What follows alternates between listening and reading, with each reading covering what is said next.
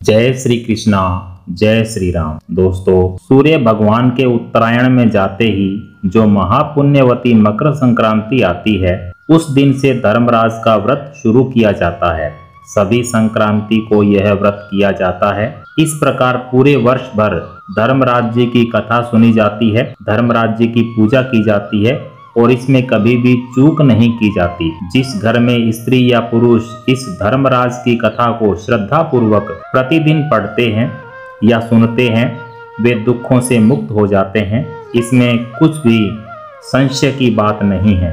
धर्मराज जी की कथा सुनने वाले को यमलोक के मार्ग में कोई कष्ट नहीं होता, उन्हें शीघ्र ही स्वर्ग तथा मोक्ष प्राप्त होता है।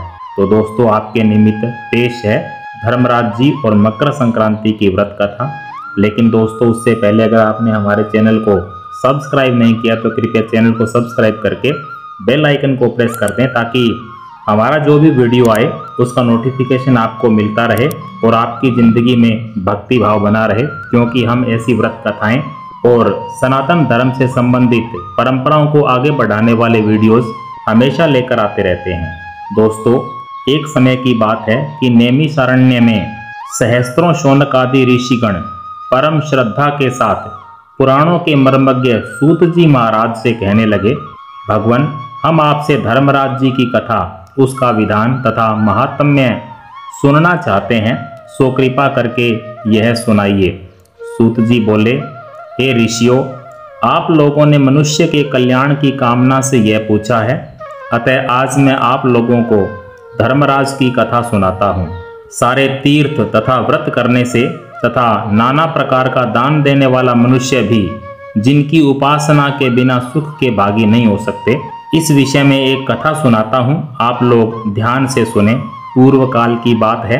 राजा बभ्रुवाहन महोदयपुर में राज्य करता था।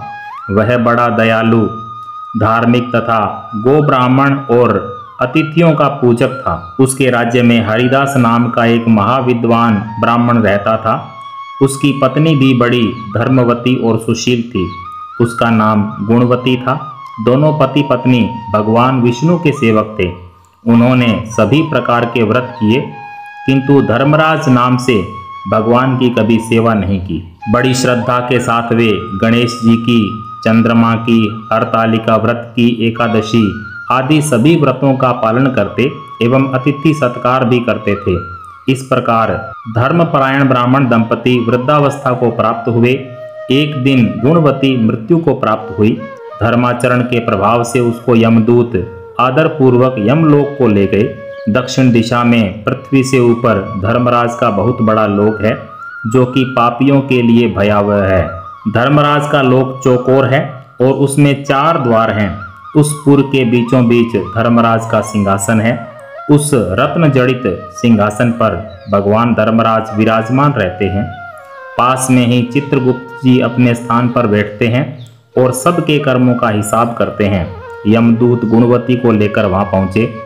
चित्रगुप्त जी ने उसके कर्मों का हिसाब किया। उसके धर्माचरण और पतिव्रत धर्म का लेखा देखकर बहुत प्रसन्न हुए, परंतु कुछ उदासी के साथ उसके कर्मों को धर्मराज को सुनाया। गुणवती के कर्मों को सुनकर धर्मराज जी थोड़े परेशान हो गए। यह देखकर गुणवती ने कहा, प्रभु, मैंने अपनी समझ के अनुसार जीवन में कभी कोई दुष्कर्म नहीं किया है, फिर आप अपनी उदासी का कारण बताने की कृपा करें। धर्मराज ने कहा, हे देवी, तुमने व्रत आदि से सभी देवों को संतुष्ट किया है, लेकिन मेरे नाम से कोई भी दान पुण्य नहीं किया है। यह सुनकर गुणवती ने कहा, हे धर्मराज जी महाराज, मेरा अपराध क्षमा करें, मैं आपकी उपासना नहीं जानती थी। अब कृपा करके इसका उपाय बताइए, जिससे मनुष्य आपके कृपा के पात्र बन सकें। यदि मैं आपके मुख से आपके भक्ति मार्ग को सुनकर मृत्यु लोक में वापस जा सकूंगी तो आपको संतुष्ट करने का प्रयास करूंगी। धर्मराज जी ने कहा, सूर्य भगवान के उत्तरायण में जाते ही जो महापुण्यवती मकर संक्रांति आती है, उस दिन से मेरी पूजा शुरू करनी चाहिए। इस प्रकार पूरे वर्ष भर मेरी कथा सुने और पूजा करें। इसमें कभी चूक नहीं करनी चाहिए। आपातकाल आने पर भी मेरे धर्म के इन 10 अंगों का पालन करें। धृति यथा लाभ संतोष, क्षमा, यम नियम द्वारा मन को वश में करना, किसी की वस्तु को नहीं चुराना, मन से पर स्त्रियों या पर पुरुषों से बचना, यानी मन शुद्धि और शारीरिक शुद्धि, इंद्रियों को वश में रखना, बुद्धि की पवित्रता यानी मन में बुरे विचार न आने देना, शास्त्र विद्या का स्वाध्याय यानी पूजा पाठ, कथा श्रवण या व्रत रखना और तदनुसार दान पुण्य करना, सत्य बोलना, सत्यता का व्यवहार करना, क्रोध न करना, ये धर्म के 10 लक्षण हैं। और मेरी कथा को नियम से सुनता या सुनाता रहे, यथाशक्ति दान पुण्य और परोपकार के कार्य करता रहे।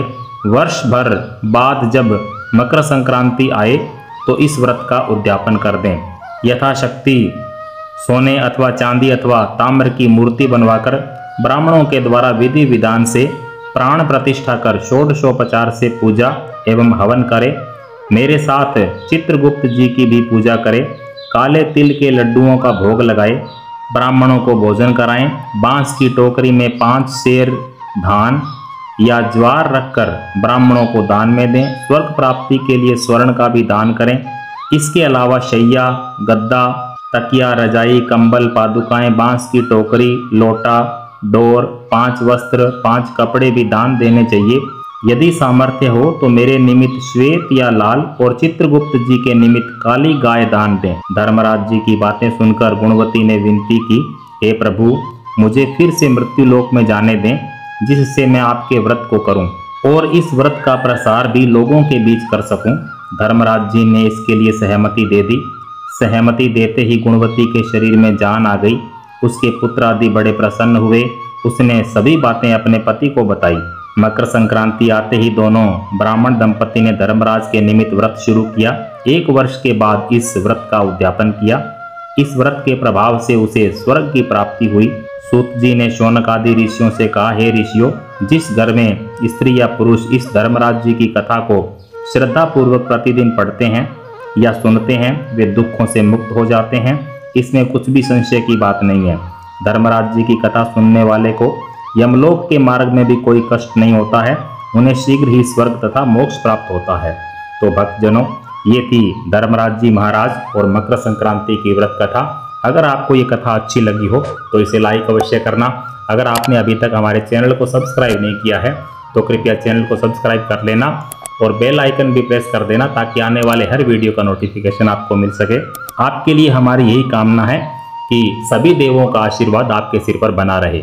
जय श्री राम, जय श्री कृष्ण।